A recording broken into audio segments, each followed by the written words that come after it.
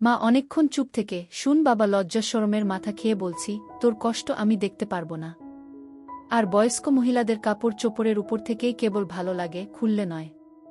তুই যদি চাস তাহলে আমাকে সেভাবে একবার দেখে নে। 5 বছর আগে আর্মিতে ভর্তি হয়েছি। বাড়িতে মা আর ছোট একটা বোন আছে, অনেক আগে মারা গেছে, আমি তখন 9-এ পড়ি আর ছোট বোনটা 5-এ। তখন থেকে মা নিজে সংগ্রাম করে সংসার চালিয়েছে, ঘরে বসে সেলাই মেশিন দিয়ে মানুষের কাপড় বানিয়ে বানিয়ে আমাদের ভরণ পোষণ করেছে, কিছু চাষের জমি ছিল তাই রক্ষে। না তো আমার চাচা কাকারা যেমন হারামি এক মুঠো ভাত তুলে দেওয়ার মানুষ ছিল না। নানা নানি দাদা দাদি অনেক আগেই পটল তুলেছে, মামা মামিরা কিছুটা সহযোগিতা করেছে, তাও নাকড়ার মতো করেছে যাতে মা যা ভাগে পেত তা লিখিয়ে নিতে পারে। আমার ভুলি মা সরল মনে তা দিয়েও দিয়েছে। যা হোক, আমি কলেজে ভর্তি হয়েছি কেবলই, এমন সময় শুনলাম আর্মিতে লোক নিবে। মাকে বলে লাইনে দাঁড়িয়ে গেলাম। আমার নিজের উপর ভরসা ছিল, কারণ আমি মোটামুটি সব দিকেই ফিট। যেমন উচ্চতা তেমন বডি। মা বলে আমি আমার নানা মামাদের মতো হয়েছি, ঠিক পালোয়ান। বাবা কাকারা তো এক একটা টিনটিনে, সব কয়টা শুধু বদের হাড্ডি। যা হোক, ভালোই ভালোই টিকে গেলাম। বাড়িতে খুশির ঢোল বেজে উঠল, সবাই বলা বলি করল, যাক ছেলেটা কাজে লাগলো, এখন যদি সোনালির কষ্ট দূর হয়। হ্যাঁ, আমি আমার মার কষ্ট দূর করার জন্য কোনো দিকে না তাকিয়ে খেলাধুলা করার বয়সে চাকরিতে চলে গেলাম। গ্রামের বাড়ি হওয়াতে ভয়ের কিছু নেই, আশেপাশে তো কাকা চাচারা আছে। আমার বোন শারমিন আক্তার, বয়স 19, ইন্টার সেকেন্ড ইয়ারে পড়ে, বাবার মতো টিনে কাঠি, আমারই এমন মেয়ে পছন্দের না। মা সোনালী বেগম, বয়স মনে হয় 42 হবে, দারুণ দেখতে, এখনো যুবতী মেয়েদের সাথে পাল্লা দিতে পারবে। ফর্সা লাল টকটকে, মার দীঘল কালো চুল ঘন মেঘের ভেলা, এত ঘন লম্বা চুল যে তা সারা পিঠ বেয়ে কোমর ছড়িয়ে নিচে নেমে যায়। লাল টকটকে ঠোঁট আর টানাটানা চোখ, সব মিলিয়ে আমার স্বপ্নের নারী, আমার জন্মদানকারী বিধবা মা। যা চরম পাপ, যা কখনো পাওয়ার নয়। সবই জানি, সবই বুঝি, তারপরও মনের কোথায় যেন সোনালীকে নিয়ে স্বপ্নের নীড় রচনা করি। যেখানে মা নয় সে আমার সোনালী, শুধু সোনালী। আমার মনের এ গোপন চাওয়ার কথা শুধু আমি জানি। আমার সরকারি বেতনে মার রূপ যেন দিনকে দিন বেড়েই চলছে। মার গর্বে বুক সব সময় ফুলে থাকে, গ্রামে সব সময় আমার জয় জয়কার। 5 বছরে ভাঙা ঘর পাকা করেছি, এখন 4 রুমের বাড়িটা আমাদের শান্তির নীড়। এবার ছুটিতে এসেই মা বায়না শুরু করল আমার বিয়ে দিবে। যদিও এটা অনেক আগে থেকেই চলছে, আমি শুধু বারবার এড়িয়ে যাচ্ছি। আজ এ নিয়ে মার সাথে মুখ কালাকালি হয়ে গেল।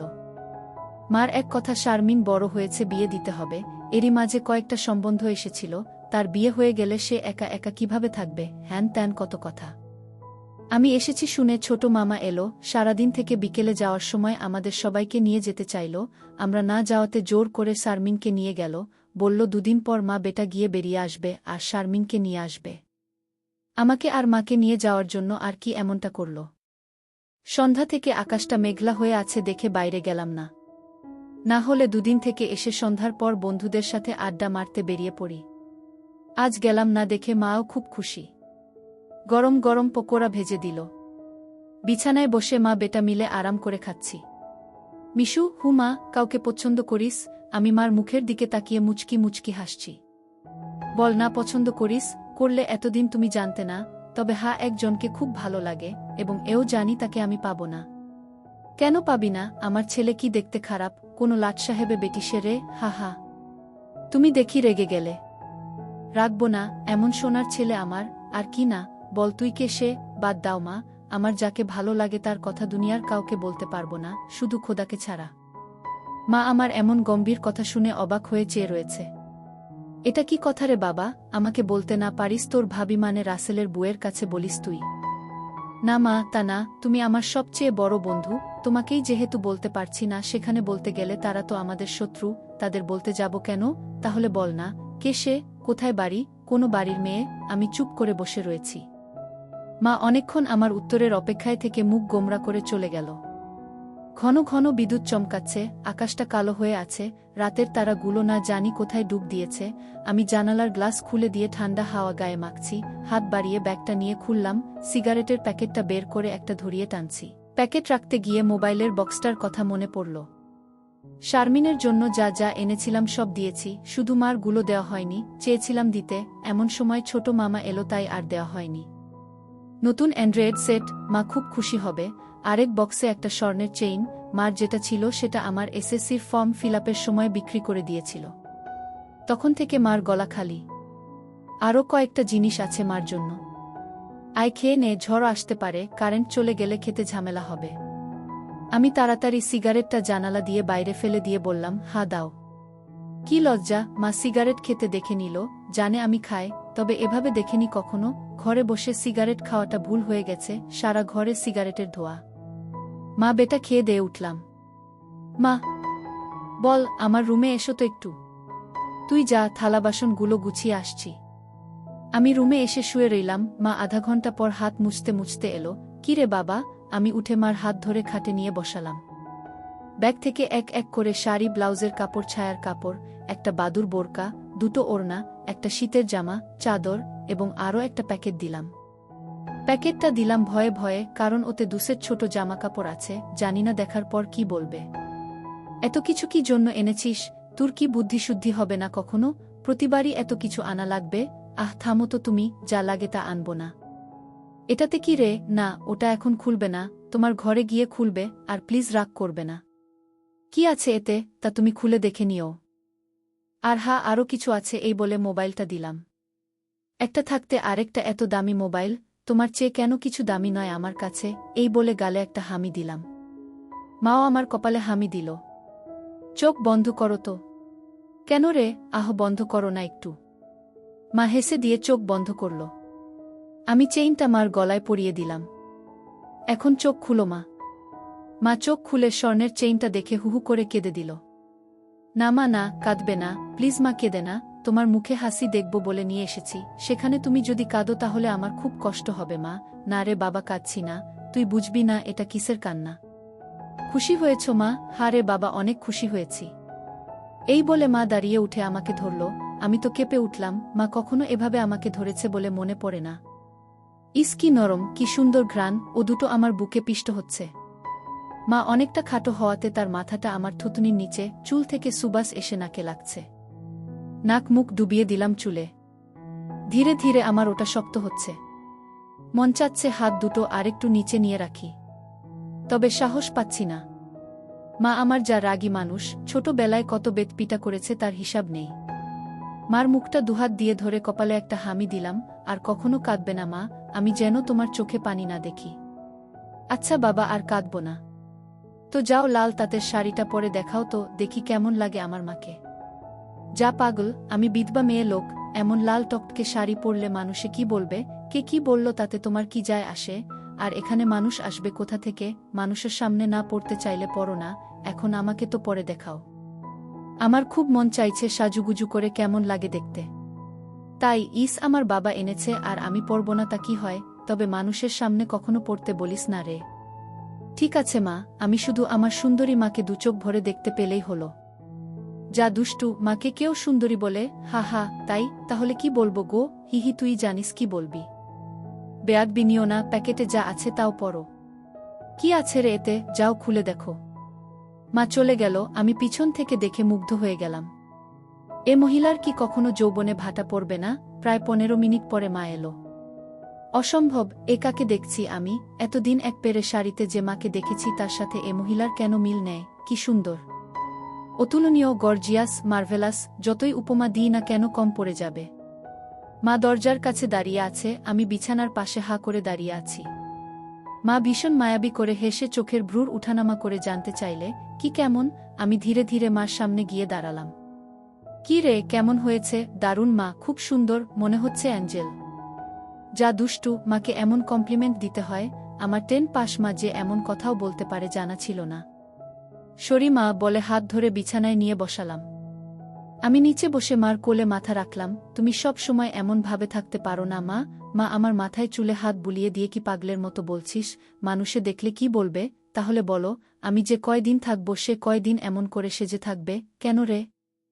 আমার খুব ভালো লাগে মা। হি হি পাগল, আচ্ছা থাকবনি। আমি মুখ উঠিয়ে মার মুখের দিকে তাকিয়ে, ওগুলো পড়েছ মা? যা শয়তান, কিছু তো শরম কর। মার জন্য কেউ এসব আনে? জানি না মা কেউ আনে কি না, তবে বাবা থাকলে হয়তো আমিও আনতাম না। সে নেই দেখে মনে হলো আমার মার তো ভালো মন্দর খোঁজ রাখার কেউ নেই, তাই নিজেই রাখি। রাগ হয়েছ মা? না রাগ হয়নি, কিন্তু আর আনিস না। কেন মা, পছন্দ হয়নি নাকি সাইজে হয়নি? সব ঠিক আছে। তবে কি মা? মা লজ্জায় মুখ ঘুরিয়ে নিয়ে, তুই এনেছিস ভাবলে পড়তে শরম করে রে। আজ থেকে আমাকে ছেলে নয় বন্ধু ভাববে, তাহলে আর শরম করবে না। হবে মা আমার বন্ধু। যাহ পাগল, সমবয়সী না হলে কি বন্ধু হওয়া যায়? এ যুগে ওসব পুরনো কথা মা। তাই বলে মা ছেলে, মা ছেলে, এতেই তো ভালো, একে অপরের কাছে আসা যায়। তুই অনেক বড় হয়ে গেছিস দেখি, কি সুন্দর কথা বলছিস। তা তো অবশ্যই, কয়দিন পর তোমার ছেলে সেকেন্ড লেফটেন্যান্ট অফিসার হবে। খুব ভালো হবে রে বাবা, খুব ভালো হবে। এমন সময় বিদ্যুৎ চলে গেল। মোবাইলটা জ্বালাতো মিশু, দেখি চার্জার বাতিটা কোথায় আছে। থাক না মা এমন, কি সুন্দর তোমার কোলে শুয়ে আছি। জানো মা, পাহাড়ি এলাকায় একা একা পোস্টে ডিউটি দেওয়ার সময় এমন স্বপ্ন রোজ দেখি। প্রতিদিন মনে হয় তোমার কোলে শুয়ে একটু যদি। ঠিক আছে, এমনই থাক, তোর যত মন চাই। ধন্যবাদ মা। হি পাগল। মা আজ আমার পাশে ঘুমাবে একটু? কেন রে, মন চাচ্ছে তোমাকে ধরে ঘুমাতে। ঠিক আছে, যা সদর দরজাটা বন্ধ করে ঘরগুলোতে ছিটকানি লাগিয়ে আয়। আমি উঠে লাফাতে লাফাতে চলে গেলাম। আজ আমার খুশি ধরে না, কিছু হলে হতেও পারে। এক জগ পানি নিয়ে এলাম সাথে করে। এসে দেখি মা শুয়ে পড়েছে। টেবিলে জগটা রেখে খাটের পাশে দাঁড়ালাম। মা দেয়ালের দিকে সরে গিয়ে আমাকে জায়গা করে দিল। বজ্রপাতের আলোতে মার মুখটা মায়াবী মায়াবী লাগছে। খোলা জানালার হিম বাতাসে আমার মনে ঝড় তুলছে। জানি না মার মনে কি চলছে। মনে হচ্ছে মা তার স্বামীকে পাশে শোয়ার জন্য জায়গা করে দিল। মা নতুন বউ, আমি তার স্বামী। দাঁড়িয়ে রইলি যে, শুবি না? শুই। মার পাশে শুয়ে পড়লাম, দুজনে মুখোমুখি। আধো অন্ধকারে দুজনে দুজনার দিকে চেয়ে আছি। ঘুমাবি না? তুমি ঘুমাও, আমার ঘুম এত তাড়াতাড়ি আসে না। তাই আয় কাছে আয়, মাথায় হাত বুলিয়ে দিচ্ছি। আমাকে আর পাই কে? একেবারে মার বুকের কাছে বুক নিয়ে গেলাম, তবে কোমরটা দূরে রাখলাম। মা একটা হাত সাইডে লম্বা করে দিল, এখানে মাথা রাখ। মা তার হাতের উপর মাথা রাখতে বলছে। আমি সহজ মনে তাই করলাম। নাকটা মার বগল থেকে ৩-৪ ইঞ্চি দূরে। ভালোমতো দেখতে না পেলেও বুঝতে পারছি যে এর বেশি দূরে নয়, কারণ ঘামের ঘ্রাণ পাচ্ছি। মার বগলের ঘ্রাণেই তো আমার শরীর আনচান আনচান করছে। মার বাম হাতের উপর শুয়ে আছি, মা ডান হাত দিয়ে মাথায় হাত বুলিয়ে দিচ্ছে। এতে করে আঁচল উঁচু হচ্ছে, আর যখনই বিদ্যুৎ চমকাচ্ছে তখনই ওগুলো দেখতে পাচ্ছি। নিজেকে কন্ট্রোল করা মুশকিল হয়ে পড়ছে। মিশু, কাকে পছন্দ করিস বললি না তো? শুনলে রাগ করবে মা, তাই বলা যাবে না।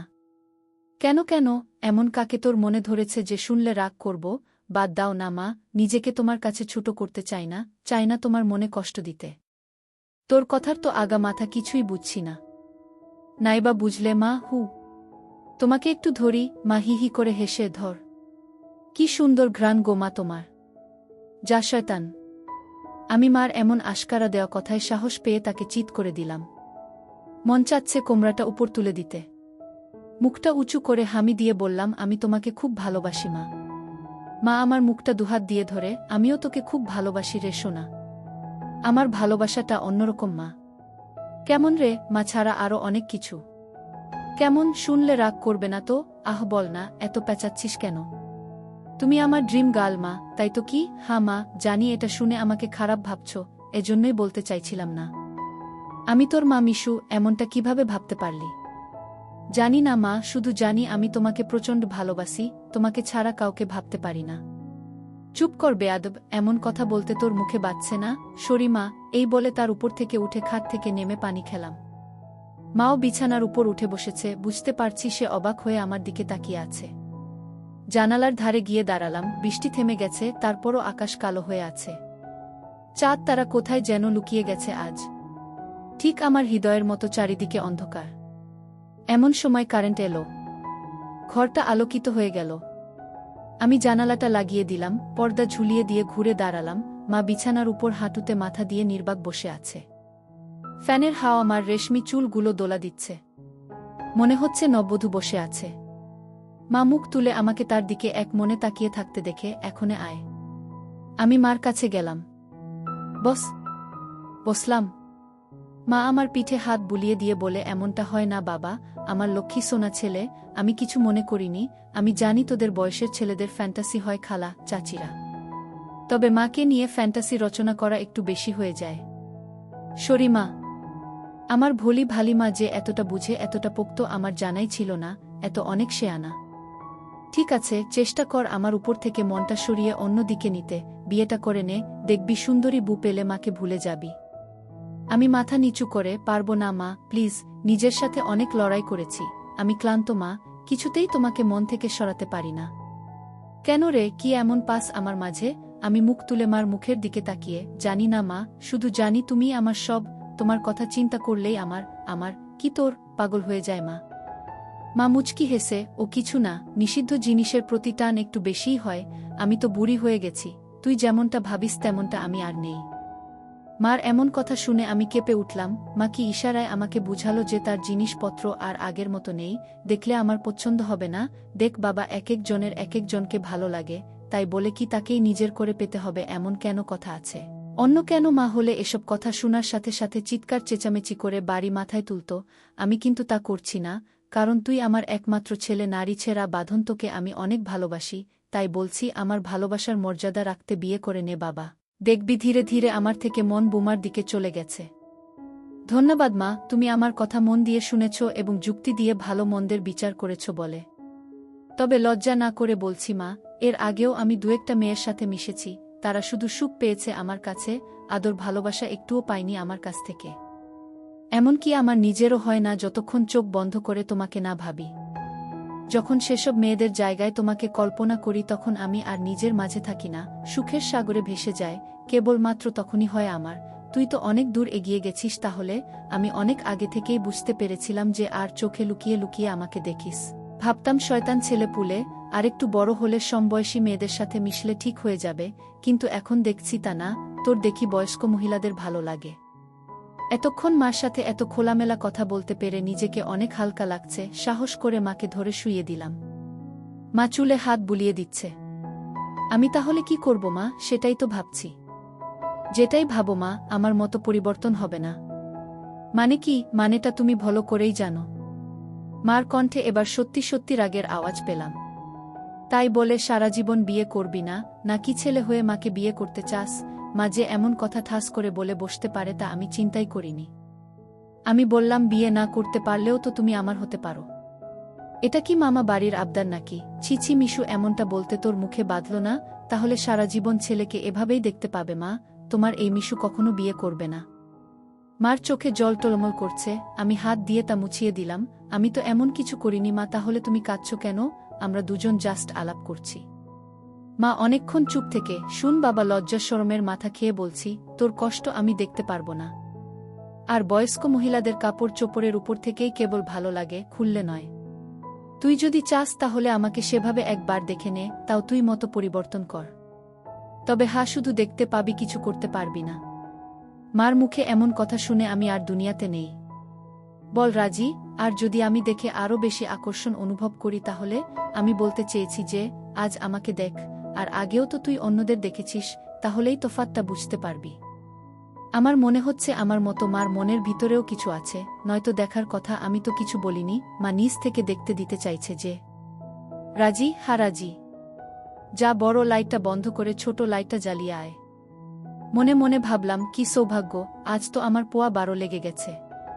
নীল বাতিটা জ্বালিয়ে খাটের পাশে দাঁড়িয়ে রইলাম। মাও উঠে দাঁড়ালো। ধন্যবাদ মা, আমার স্বপ্ন পূরণ করার জন্য। তোর জন্য আমি সব পারি রে, শুধু কথাদের সব দেখে নিয়ে মাকে ভুলে যাবি না তো, বা ভুল বুঝবি না তো? কি বলছো মা, তুমি আমার মা, আমার স্বপ্নের রানী, আমার ফ্যান্টাসির জগৎ, সব কিছুই তুমি। তোমাকে ভুলে গেলে তো নিজেকেই ভুলে যাওয়া হয়।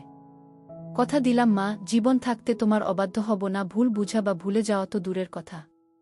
আমি বললাম, কিছু মনে করো না মা, আমি কি ছুঁয়ে দেখতে পারবো? মা আমার চোখের দিকে তাকিয়ে, আমি তোর মা মিশু। মা, তুমি আমার মা এবং আমার স্বপ্নের রানীও। আমি পিছন দিকে গিয়ে শাড়ির আঁচলটা ফেলে দিলাম।